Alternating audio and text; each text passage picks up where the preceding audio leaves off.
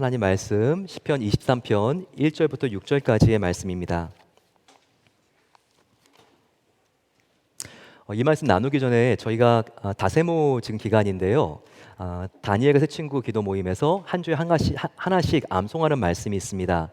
한번 띄워주시면요. 이사야서 41장 10절 말씀이었는데요. 저희가 이 말씀 지금 주보에도 있는데 같이 한번 우리 암송하겠습니다. 암송하고 이 말씀 같이 나누겠습니다. 자, 시작. 두려워 말라, 내가 너와 함께함이니라. 놀라지 말라, 나는 너의 하나님이 됨이라. 내가 너를 굳세게 하리라. 참으로 너를 도와주리라. 참으로 의로운 나의 오른손으로 너희를 붙들리라. 네, 여러분들 이렇게 꼭 우리가 다음 시간에 우리 외우겠습니다. 오늘은 저희들이 함께 이 말씀을 배운 다음에 시편 23편 1절과 6절을 같이 오늘 설교 마치고 암송하도록 하겠습니다. 같이 한번 우리 시편 23편 1절부터 6절까지의 말씀을 교독하겠습니다. 여호와는 나의 목자시니 내게 부족함이 없으리로다. 그가 나를 푸른 풀밭에 놓이시며 쉴만한 물가로 인도하시는도다. 내 영혼을 소생시키시고 자기 이름을 위하여 의의 길로 인도하시는도다. 내가 사망의 음침한 골짜기로 다닐지라도 해를 두려워하지 않을 것은 주께서 나와 함께 하심이라. 주의 지팡이와 막대기가 나를 안위하시나이다. 주께서 내 원수의 목전에서 내게 상을 차려주시고 기름을 내 머리에 부으셨으니 내 잔이 넘치나이다. 내 평생의 선하심과 인자하심이 반드시 나를 따르리니 내가 여호와의 집에 영원히 살리로다. 아멘. 우리의 신앙에 아침에 일어나서 시동을 걸어주는 말씀을 찾는다면 그것은 당연 시편 23편 1절 말씀일 겁니다. 아침에 일어났을 때 아이고 죽겠다 이렇게 일어나는 것과 시편 23편 1절을 암송하면서 여호와는 나의 목자시니 내게 부족함이 없으리로다 이렇게 암송하는 것은 하늘과 땅 차이일 겁니다. 굉장히 하루를 시작할 때 마음이 불안하고 염려가 온다 할지라도 하나님이 나의 목자야, 나의 삶에는 하나님이 목자이기 때문에 부족함이 없어, 이렇게 우리가 고백하고 외치는 순간 염려는 사라지고 우리 마음속에 하늘의 평안이 담기기 시작합니다. 이만큼 시편 23편 1절은 교회사 전체를 통틀어서 크리스찬들이 가장 사랑하고 암송하는 말씀입니다. 성경은 하나님과 성도 사이를 여러 가지 관계로 비유를 합니다. 아버지와 아들, 또 주인과 종, 대표적인 게 오늘 함께 나눈 목자와 양입니다. 하나님은 목자, 우리는 양이라는 이런 비유가 하나님과 우리 사이에 얼마나 적합하게 적용이 되는지 모릅니다. 이것을 알았던 다윗은 지금 자기의 목동 생활을 떠올리며 그의 나이가 노년이 되었을 때 지금 이 시편 23편을 그가 짓고 그리고 또한 고백하고 있습니다. 우리가 보통 경험을 한 것은요, 이게 그냥 없어지는 게 아니라 우리가 어떤 장면을 봤을 때나 또 귀로 들었을 때 굉장히 그 이해를 빠르게 합니다. 지금 이 다윗은 자기가 목동의 경험을 했기 때문에 하나님과 또한 자기의 관계를 이렇게 풍성한 언어를 가지고 시적으로 표현해내고 있습니다. 그런데 이 23편을 정말 너무나 그 뜻이 무엇인지 연구한 학자가 있는데요. 그 학자들 중에서 특별히 현대 주목받는 사람들 중에 하나는 필립 켈러입니다. 필립 켈러는 목동 생활을 직접 해봤어요. 그는 토론토 대학을 나왔지만 사실은 동아프리카의 선교사의 아들로 태어났습니다. 그리고 나서는 캐나다로 들어가서 토론토 대학에서 그가 농업 토양학을 공부했습니다. 그리고 나서 다시 아프리카 케냐로 들어가서 실제로 목동 생활을 하면서 이 23편을 봤는데요. 그러면서 그는 다윗이 어떤 마음으로 지금 이 시를 썼는지를 그가 더욱더 자세하게 알게 되었습니다. 여러분들도 집에 애완용 동물을 키우는 분들이 계실 것 같아요. 저도 7년째 고양이를 키우고 있습니다. 저희 집 고양이의 이름은 만두인데요. 저희 교회 순대를 키우는 한 분이 저희에게 줬기 때문에 저희가 만두라는 이름을 지었습니다. 근데 여러분들 고양이 키우면 알잖아요. 바디 랭귀지가 있습니다. 고양이의 이렇게 털이 바짝 쓰면요, 지금 공포에 질린 거죠. 예, 그리고 꼬리를 빳빳이 세우면요, 이것도 지금 뭔가 이렇게 놀란 지금 자기의 정서를 표현하는 거죠. 가까이 와서 이 볼 부분을 싹 이렇게 스치고 지나가면 또 이렇게 나름대로의 호감을 보여주는 거고, 그냥 발라당 누워가지고 배를 이렇게 딱 보여주고 주면요, 거의 뭐 나는 너 거야 이렇게 말하는 것과 같이 모든 것을 내어주는 그런 표현이라고 합니다. 근데 이렇게 고양이를 잘하는 사람은 뭐 이렇게 슈렉이라든지 이런 영화에서 고양이가 나왔을 때 그 캐릭터를 너무 잘 이해하죠. 고양이는요, 굉장히 개하고 다릅니다. 개는 주인 위급할 때 확 달려와가지고 이렇게 막 짖잖아요. 고양이는 평상시에는 주인을 위해서 자기의 모든 것을 내어줄 것 같은데 정말 위기의 순간 되면요, 자기가 제일 먼저 숨습니다. 그것처럼 슈렉에서 고양이도 보게 되면 정말 멋을 부리지만 위급한 상황이 되게 되면 제일 먼저 도망가죠. 이런 모습을 볼 수 있죠. 이렇게 고양이를 키워본 사람은 고양이가 어떤지 글을 읽거나 영화를 보거나 지금 저걸 표현한구나, 이것을 이해할 수가 있죠. 그래서 필립 켈러도요, 자기의 목동 생활을 보면서 이 시편 23편을 보니까 이게 이 뜻이구나, 이렇게 문법으로 연구하는 신학자들이 보지 못하는 것을 필립 켈러는 보면서 이 부분을 설명합니다. 필립 켈러는 특별히 우리가 지금 시편 23편 1절, 여호와는 나의 목자시니 내게 부족함이 없으리로다, 이게 너무나 유명한 구절이니까 2절을 우리가 참 소홀하게 다루는데요. 2절, 그가 나를 푸른 풀밭에 놓이시며 쉴만한 물가로 인도하시는도다. 이 2절이 1절 못지않게 굉장히 중요한 것을 강조합니다.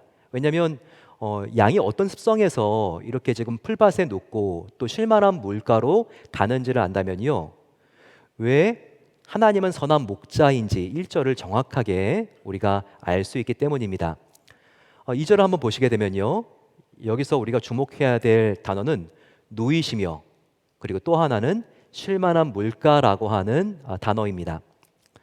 왜 이렇게 눕는 게 중요하냐고요? 양은 굉장히 예민한 동물이기 때문에 쉽게 눕지를 않습니다. 양은요, 이 네 가지 조건이 정확하게 하나도 빠짐없이 만족이 되어야지만 누울 수 있는 습성을 가지고 있어요.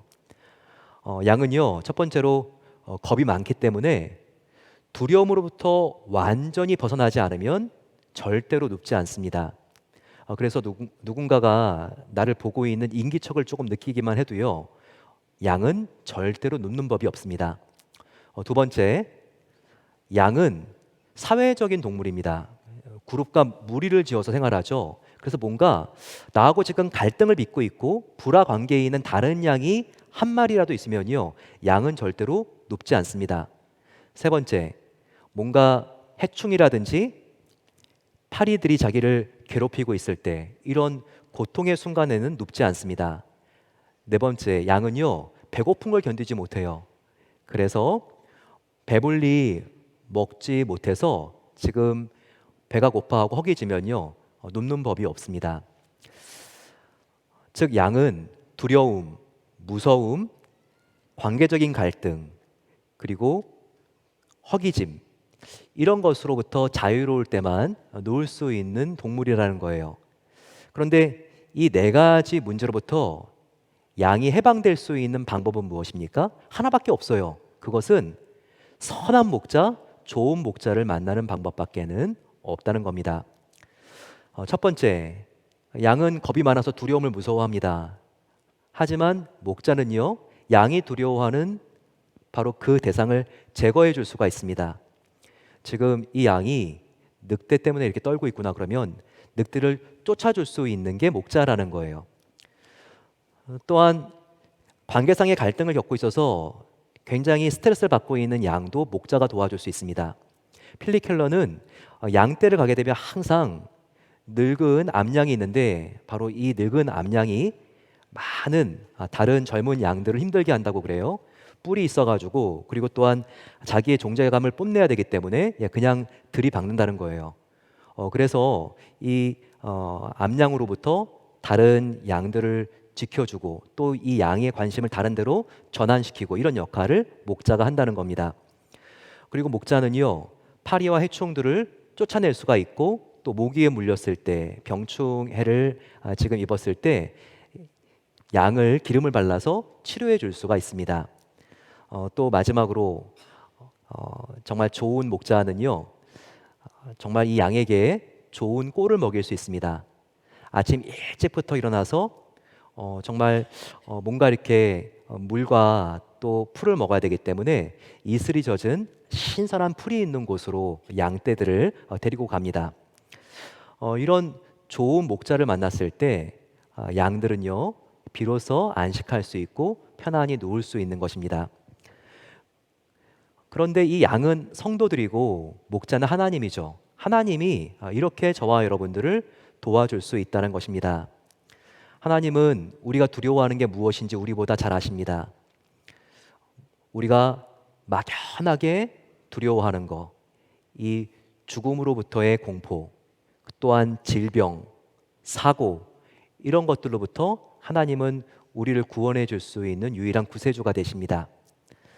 하나님은 우리가 관계로 너무나 스트레스를 받고 있을 때 이것도 도와줄 수 있는 분입니다. 우리가 하나님의 아들 예수님을 생각하게 되면 어떻습니까? 그분은 나 같은 죄인도 조건 없이 사랑해 주셨지. 저렇게 힘들고 어려운 나의 동료가 있는데 나도 예수님을 바라보면서 조금 더 마음을 열어야지, 품어줘야지. 이러한 마음을 가지고 하나님은 이런 마음을 우리에게 주시기 때문에 우리의 관계를 훨씬 더 부드럽게 또 화해의 모드로 전환시킬 수 있는 분이라는 겁니다. 또 주님은 육체적, 영적인 고통으로부터 우리를 구원해 주실 수가 있습니다. 하나님은 또 우리에게 정말 풍성한 양식을 주시는 분이시죠. 그 양식 중에서도 하나님은 우리에게 하나님의 말씀의 만나를 주시고 저희들 하나님 말씀을 더욱더 우리 안에 채울 때 허기짐에서 우리가 더욱더 하나님을 향한 포만감으로 우리의 마음이 영원히 만족할 수 있습니다. 또한 하나님께서는요, 우리가 풀밭에 누울 수 있도록 안식을 제공해 주시는 분일 뿐만 아니라 우리를 쉴만한 물가로 인도하시는 분이세요. 쉴만한 물가는 누구입니까? 바로 예수님이 예수님 자신을 내가 생수라고 말씀하셨습니다. 예수님께서는 요한복음 7장 37절 38절 말씀에 누구든지 목마르거든 내게로 와서 마시라. 나를 믿는 자는 성경의 이름같이 그 배에서 생수의 강이 흘러나리라 라고 말씀하셨습니다. 바로 쉴만한 물가가 누구일까요? 예수님이 말씀하신 것처럼 예수님 당신이 쉴만한 물가라는 것입니다. 하지만 우리는 우리의 영적인 목마름을 만족시킬 수 없는 것들에 얼마나 기웃거리는 삶을 살면서 인생을 낭비하고 있습니까? 바로 이것을 조심하라고 하나님께서 예레미야 선지자의 입을 통해서 말씀해 주셨습니다. 예레미야 2장 13절 말씀을 통해서 우리가 이 사실을 알 수 있는데요. 내 백성이 두 가지 악을 행하였나니 곧 그들이 생수의 근원이 되는 나를 버린 것과 스스로 웅덩이를 판 것인데 그것은 그물을 가두지 못할 터진 웅덩이들이다 라고 말씀하고 있습니다. 이 세상에 화려해 보이는 그 어떤 쾌락, 성취, 성공도 우리의 생수의 근원이신 예수님을 대신할 수는 없는 것입니다. 물을 붓고 또 부어도 다 빠져나가고 없어지는 터진 웅덩이를 의지하게 되면요, 이런 세상의 것들을 우리가 의지하면 더 의지할수록 아무것도 남지 않게 되고 더 목마르게 될 뿐입니다.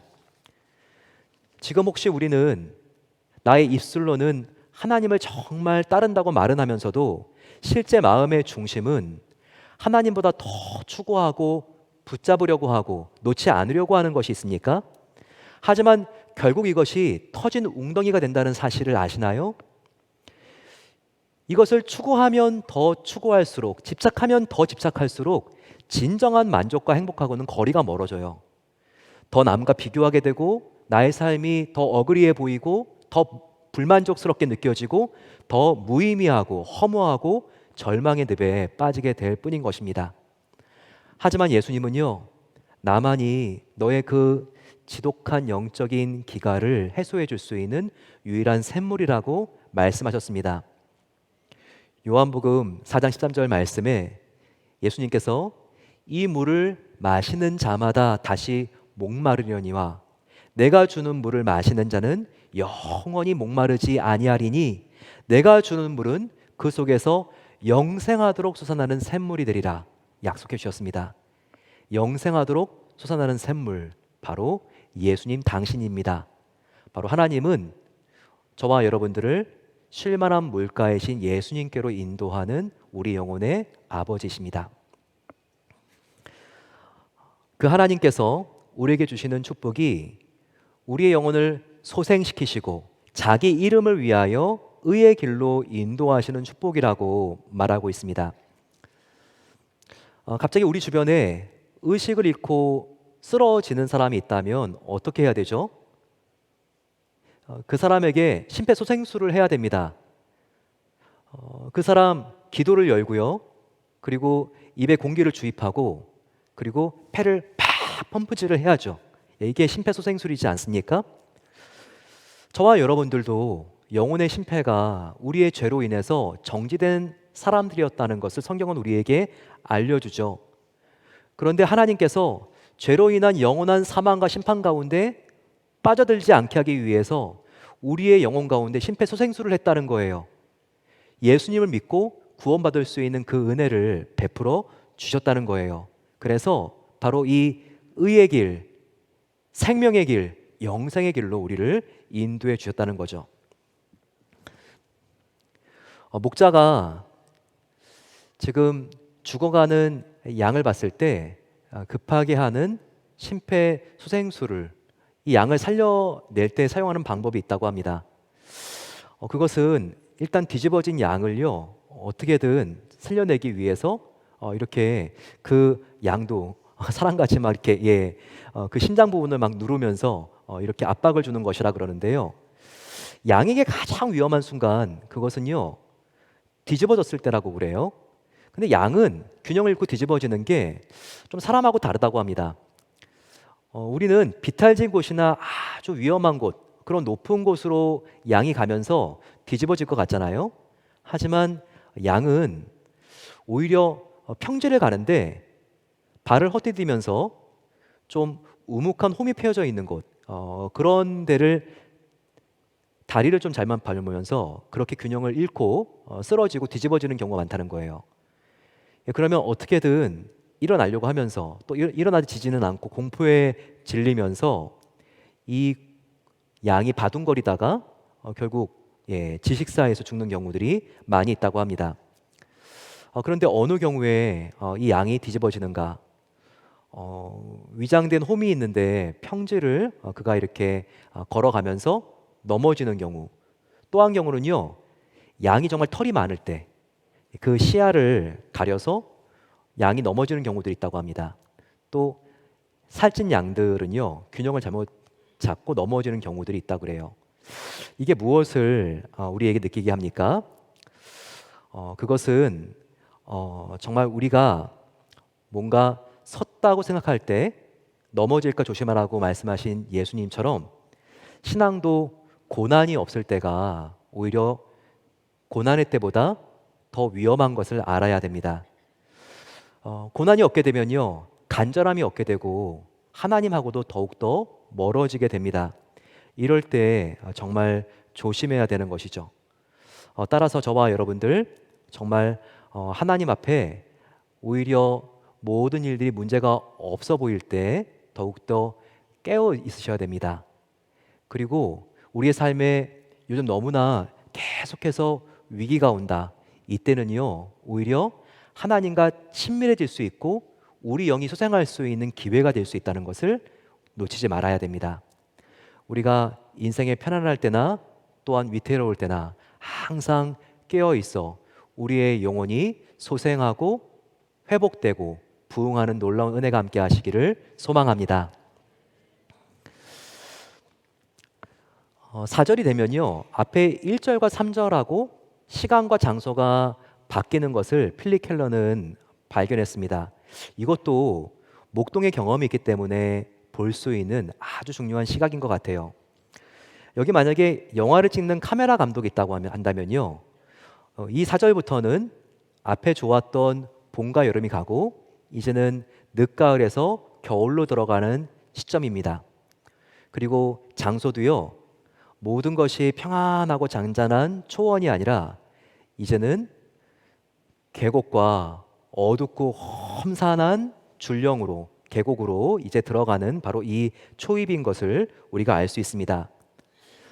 이 시를 지은 다윗으로 말한다면 중년 정도가 되었을 것 같아요. 중년에 그에게 참 어렵고 힘든 일들이 많이 일어납니다. 아들 압살론이 반역을 일으킵니다. 자녀들끼리 싸우다가 서로 살육전이 일어나게 되죠. 이와 같은 어려운 위기가 오는 국면들입니다. 보시게 되면 4절에 내가 사망의 음침한 골짜기로 다닐지라도 해를 두려워하지 않을 것은 주께서 나와 함께 하심이라. 주의 지팡이와 막대기가 나를 안위하시나이다. 그가 이렇게 고백하고 있습니다.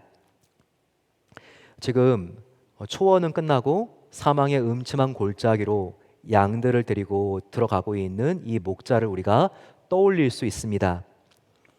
양들이 얼마나 불안할까요?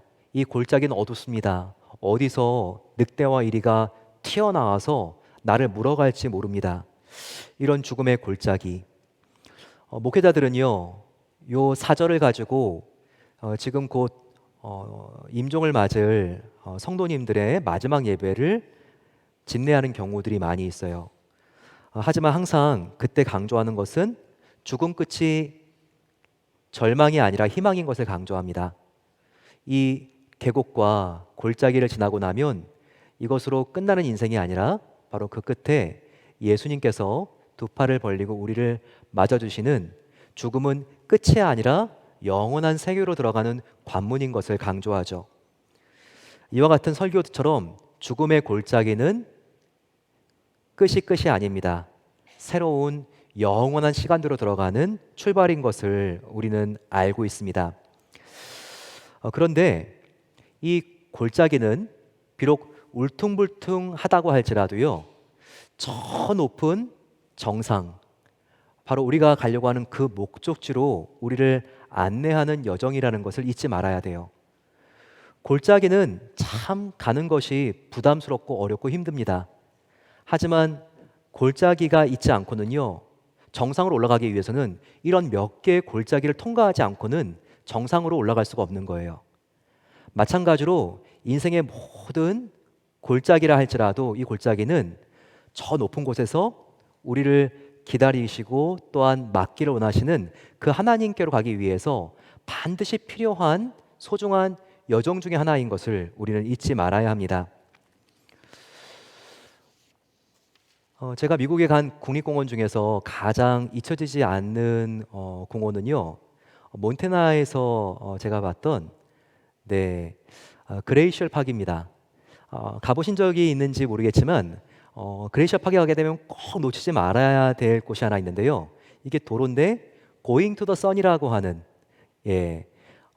태양까지 정말 가는 길이라고 하는 그런 도로입니다. 얼마나 정말 높은 각도를 깎아지르는데 정말 자동차를 타고 올라가는지 조금만 더 가면 태양에 닿을 것만큼 그렇게 정말 스릴이 있습니다. 근데 그 도로를 타고 올라가는데요, 얼마나 그 주변에 골짜기가 많고 계곡이 있고 또 폭포가 있는지. 하지만 그 어떤 위험한 곳도요, 결국 정상으로 올라가는 과정일 뿐인 거죠. 저와 여러분들이 만나는 인생의 골짜기가 무엇입니까? 관계상의 위협, 또한 내가 정말 몰두하고 있는데 이 집중하고 있는 프로젝트가 실패할까봐 나의 마음을 누르고 있는 두려움, 정말 내가 정말 믿었던 사람이 배신할까와 같은 마음속에 초조함이 있나요?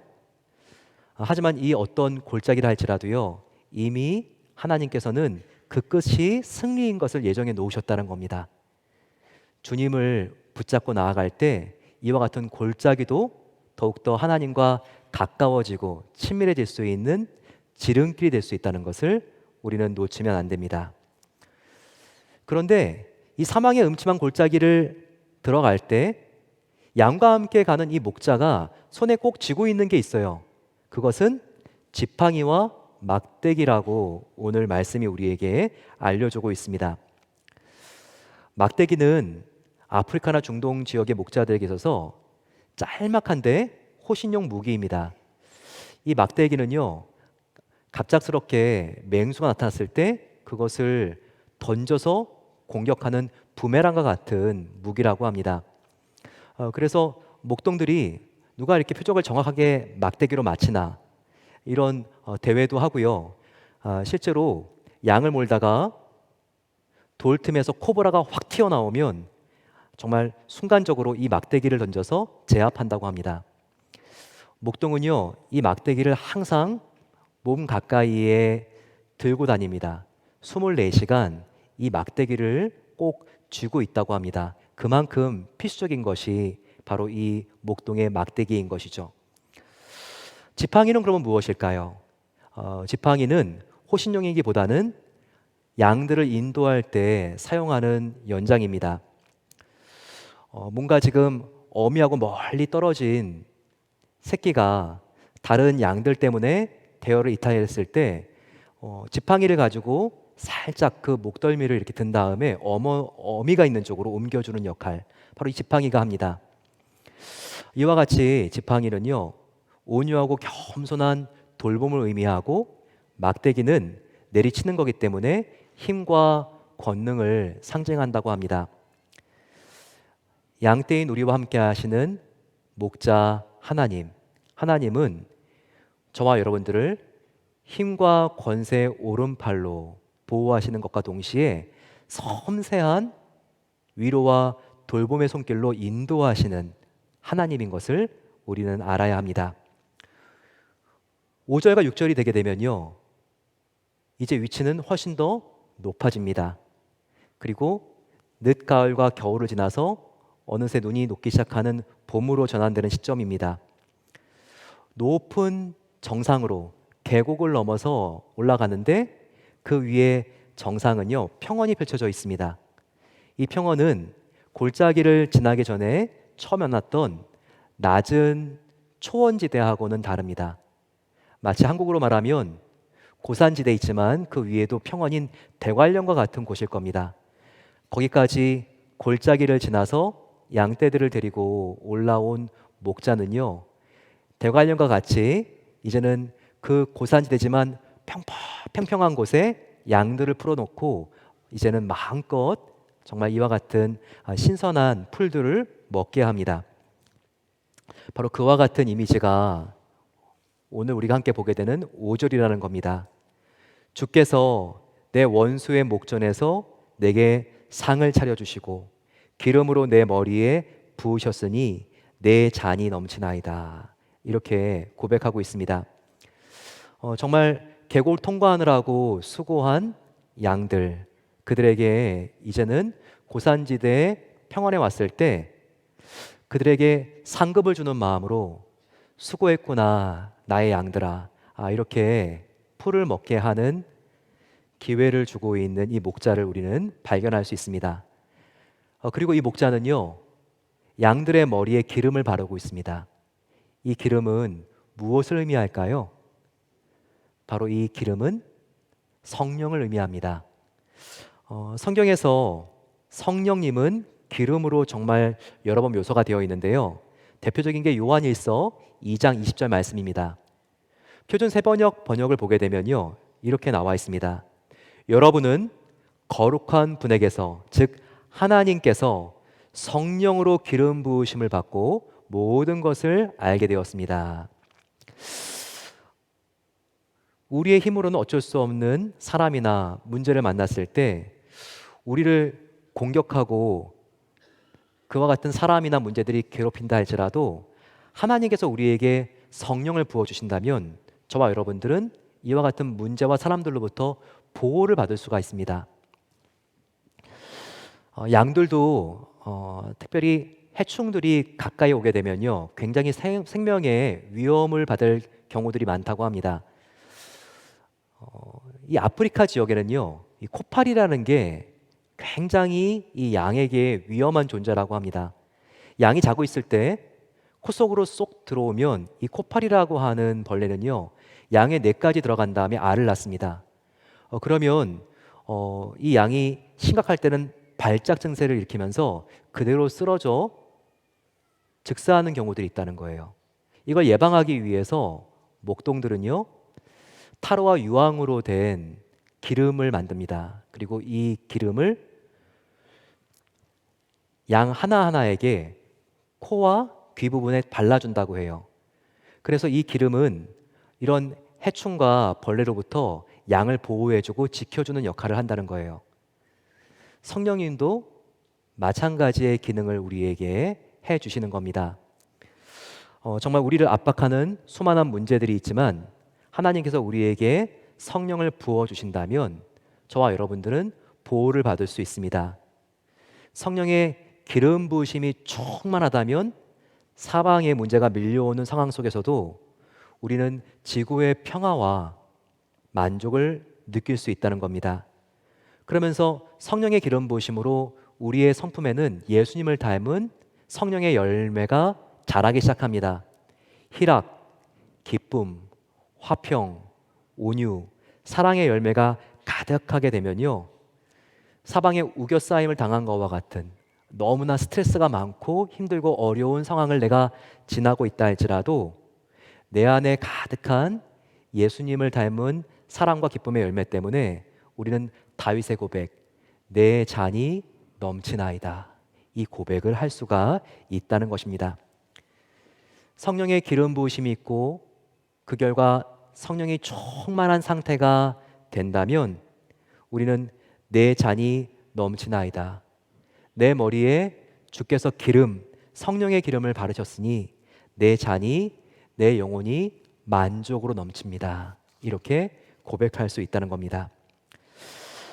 마지막으로 6절입니다. 6절은요, 젊은 다윗이 고백하는 바로 그 정도의 수준에서는 고백할 수 없는 그런 진한 그의 인생의 마지막 고백이 담겨 있습니다. 내 평생의 선하심과 인자하심이 반드시 나를 따르리니 내가 여호와의 집에 영원히 살리로다. 23장의 1절과 3절은 다윗의 젊었을 때의 목동 시절, 지금 이 6절은요 60이 넘은 다윗의 인생의 후반전에서 지금의 그의 어떤 상황에 대한 고백이기보다는 그가 지난 과거를 돌아봤을 때 나의 평생에 함께 하신 그 주님을 감사하는 고백입니다. 우리는 모든 일이 잘 풀릴 때 내 평생에 하나님의 선하심과 인자하심이 나를 따랐습니다 라고 고백하는 것은 별로 어렵지 않습니다. 하지만 내가 지금 질병으로 극심한 고통 중에 있을 때, 나의 사랑하는 아내가 암으로 너무나 지금 힘들어하고 어려워하는 애처로운 모습을 보면서, 사업으로 힘들고 어려운 상황에 부도 직전인데 정말 내가 그렇게 기대했던 자녀가 학교를 진학하지 못하고 지금 마약을 하는 친구들과 어울려 다닐 때, 내가 그렇게 믿었던 친구가 나를 배신해서 피눈물을 흘릴 때, 과연 바로 그때 나의 평생에 주의 선하심과 인자하심이 나를 따르리니 우리는 그렇게 고백할 수 있습니까?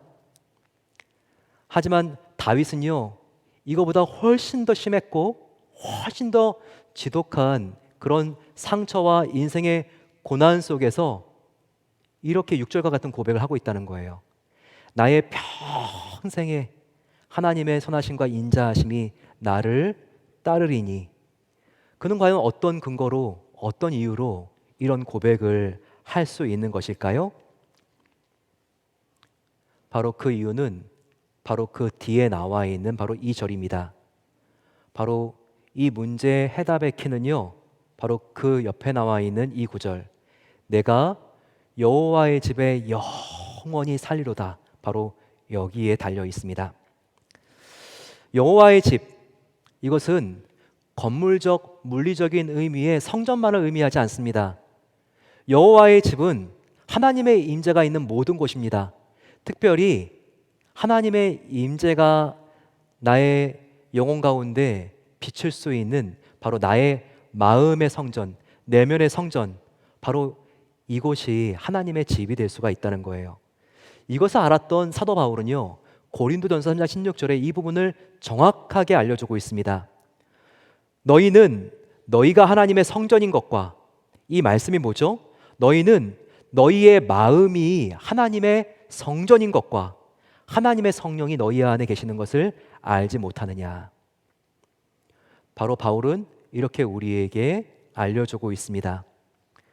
아무리 나의 삶이 나를 정말 힘들게 하는 사람으로 휘청거리고 흔들린다 할지라도, 재정적인 압박이, 미래에 대한 불확실함이 나의 마음을 스트레스로 짓누른다 할지라도, 나의 마음이 성령이 거하시는 성전이라면, 나의 마음을 나의 기분이 다스리는 것이 아니라, 혈기와 신경들이 다스리는 것이 아니라 성령 하나님께서 다스리고 계시고, 내가 날마다 성령 하나님과 나의 마음 안에서 그분과 함께 살고 그분과 함께 친밀한 교제를 누리고 있다면, 나의 인생에 좋은 상황뿐만 아니라 어렵고 힘든 극도의 최악의 상황이라고 할지라도 저와 여러분들은 나의 평생에 하나님의 선하심과 인자하심이 나를 따르고 있습니다라고 고백할 수 있다는 거예요. 여러분, 여기서 따르고 있다라고 하는 말의 원어는요, 추격하고 있다는 것입니다. 노련한 사냥꾼이 자기가 맞춘 화살을 정말 지금 그 몸에 꽂고 도망가고 있는 그 먹잇감을 끝까지 놓치지 않고 추격해서 잡아내는 것처럼, 그렇게 저와 여러분들이 하나님의 사랑의 화살에 꽂혀 계속해서 내가 하나님을 도망가고 하나님으로부터 멀어진다 할지라도, 하나님의 사랑의 화살이 하나님의 선하심과 인자하심을 계속해서 끊어지지 않게 하고 우리를 따라오게 한다는 거예요. 이게 얼마나 놀라운 고백입니까? 이 고백을 로마서 8장 마지막에 바울도 하고 있습니다. 우리를 주 예수 그리스도 안에 있는 하나님의 사랑에서 그 누구도 끊을 수 없느니라. 저와 여러분들 참 힘들고 어려운 상황이라 할지라도 하나님이 우리와 함께 하십니다. 그러면서 힘들고 어려운 상황이지만 우리는 계속해서 하나님의 선하심과 인자하심을 경험하며 우리의 삶을 통하여서 하나님의 선하심과 인자하심이 계속해서 쌓이는 거예요. 바로 이것을 사도 바울은 하나님의 합력하여 선을 이루시는 그 사랑이 우리의 삶 가운데 넘친다고 고백하고 있는 것입니다. 하나님의 선하심과 인자하심이 계속해서 쌓인다면 인생의 마지막에 저와 여러분들은 다윗과 같이 내 잔이 넘치나이다 라고 고백할 수 있습니다. 바로 그것을 우리가 찬송으로 옮긴다면, 숨질 때라도 내 할 말씀은 이전보다 더욱 사랑합니다. 나같이 부족한 자에게 끊임없이 베풀어 주시는 하나님의 선하심과 인자하심, 그 하나님의 은혜를 바라보면서 나도 생명보다 주님을 더 사랑하기를 소망합니다. 이렇게 고백할 수 있는 우리 모든 성도님들 되시기를 간절히 축원합니다.